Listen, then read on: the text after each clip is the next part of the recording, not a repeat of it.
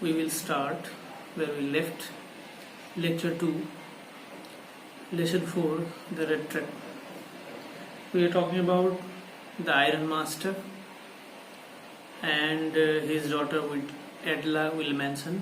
The Iron Master, in my first lecture, I told you that he invited the peddler, thinking him to be one of the comrades who took part in the war. He was one of the captain. Taking him as captain, he invited peddler for dinner.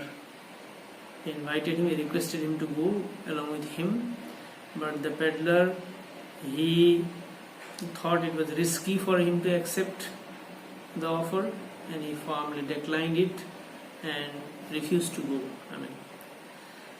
So when the Iron Master refused to, the peddler refused to accompany the Iron Master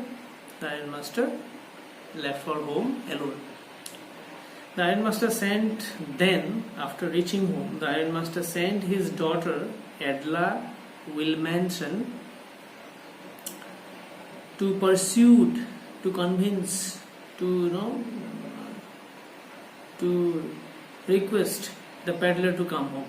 He sent his daughter so that the daughter can convince the peddler to take him along.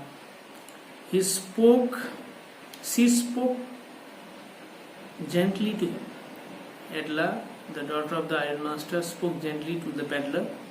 The peddler felt confidence in her and agreed to accompany her. On the way, he was sorry to have stolen the crofter's money that had put him in a trap. He had not confessed it before Edla Wilmanson.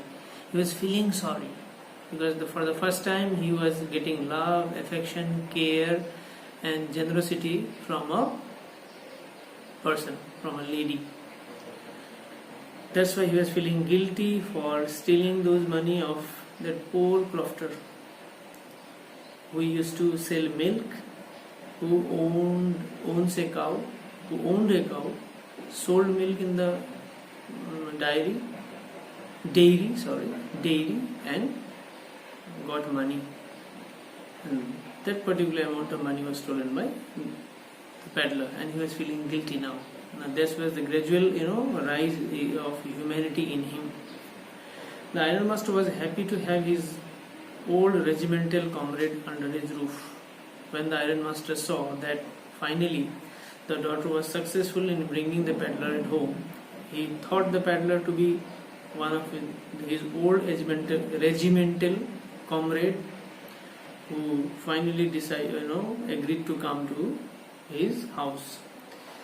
He planned to feed him well.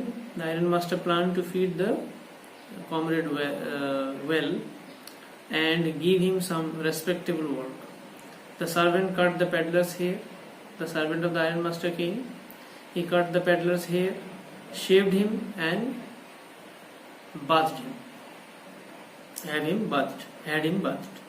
The peddler appeared wearing one of the Iron Master's fine suits. The peddler, after getting shaved, after got his hair cut, after having bathed, his look, his attire, his appearance got completely changed, and he was given the Iron Master's fine suits. And when he appeared, he looked very good. He appeared wearing one of the Iron Master's fine suits. But when the Iron Master looked at him in daylight, he felt that he had made a mistake.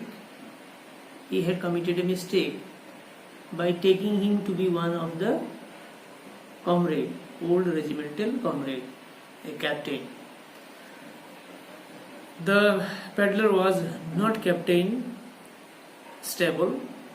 He was thinking him to be Captain Von Stable.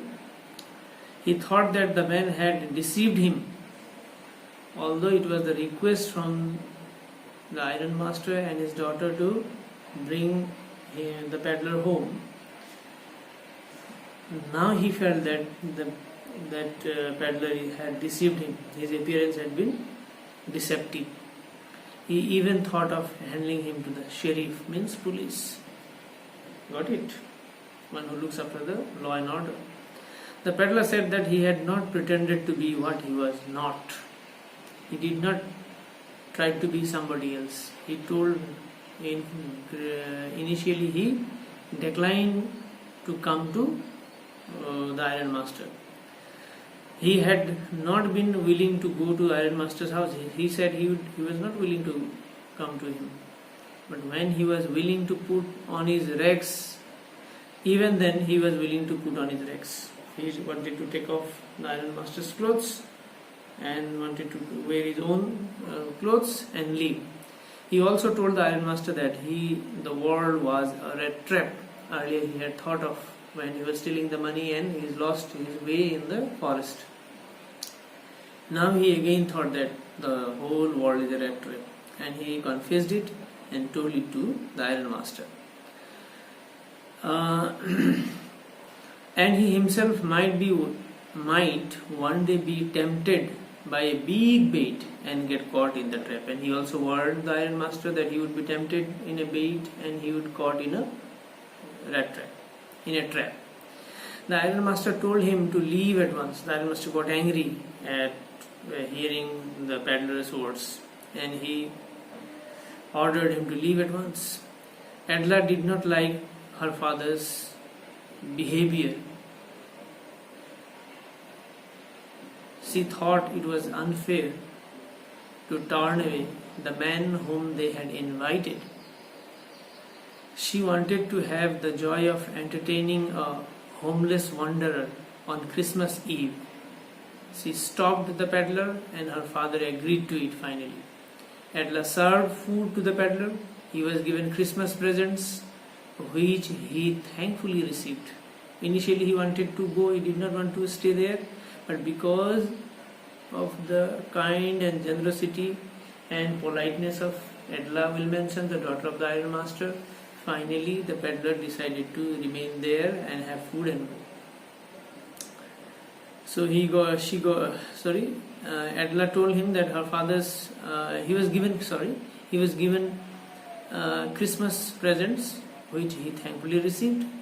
And Adela told him that her father's suit that the peddler was wearing was also a Christmas present. She assured him that he would be welcomed again if he liked to spend the next Christmas Eve with them.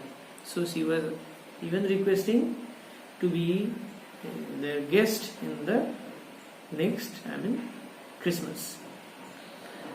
Next morning, the Iron Master and his daughter went to church. He stayed there for the Christmas. On the Christmas day, in the morning, the Iron Master and his daughter went to the church. There they learned that the peddler was a thief. He had robbed the crofter.